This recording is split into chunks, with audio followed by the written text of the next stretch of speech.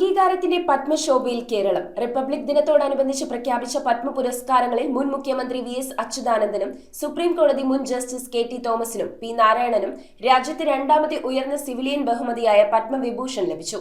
നടൻ മമ്മൂട്ടിയും എസ്.എൻ.ഡി.പി യോഗം ജനറൽ സെക്രട്ടറി വെള്ളാപ്പള്ളി നടേശനും പത്മഭൂഷൺ പുരസ്കാരത്തിന് അർഹരായി.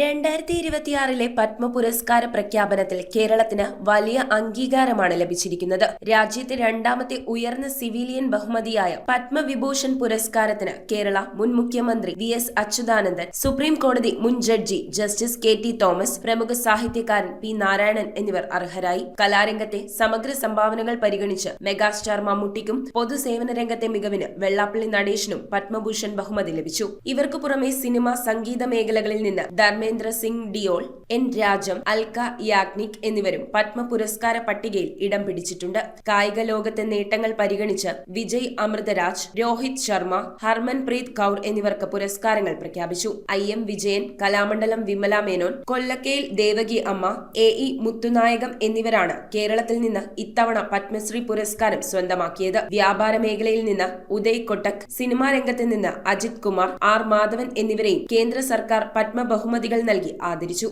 News desk metro 7.